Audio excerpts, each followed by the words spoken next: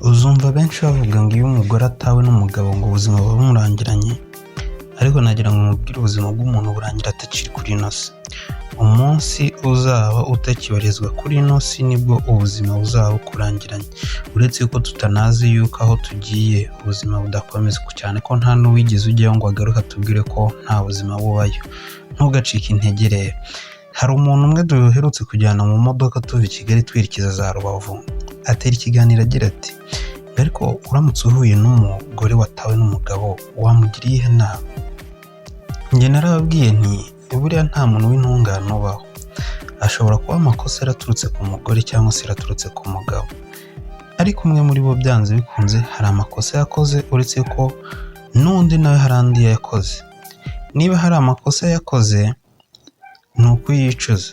Niba hari amakosa umugabo yakoze akaba umugabo atifuza kuyasabira imbabazi akamureka. Ikindi aba agomba gukora uno mugore ni ukwigirira icyizere, ntakomeze gutekereza ati kuba umugabo yarantaye n'igihe byaturutseho.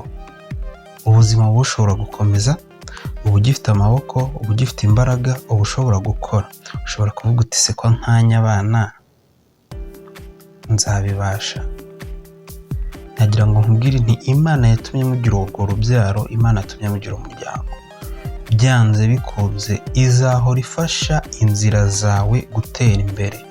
Nubishyiramo imbaraga ugakora, izabafasha kandi muzatera imbere.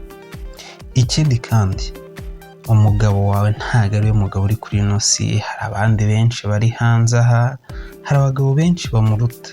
Nubwo wagize amahirwe ugahura n'uwo, ariko jya utekereza ko hari benshi bamuruta. Rero ntukumve ko ubuzima bukurangiranye. Yafashe inzira ye, nawe ufashe iyawe. Ntabwo nkugira inama yo kwita ubasubiramo ngo usubire mu bagabo. Ugomba gufata akanya ukiyakira, ukumva ko ugomba kuba wowe, ubundi ugakomeza urugendo. Ikindi kandi ugomba kwegera inshuti zawe mukaganira, nimba hari ibyo zishobora kugufasha zikagufasha. Ntukihererane ibibazo, ntabwo biba ari byiza. Reba ubuzima bwawe, uracyariho, ntabwo urwaye, uri muzima.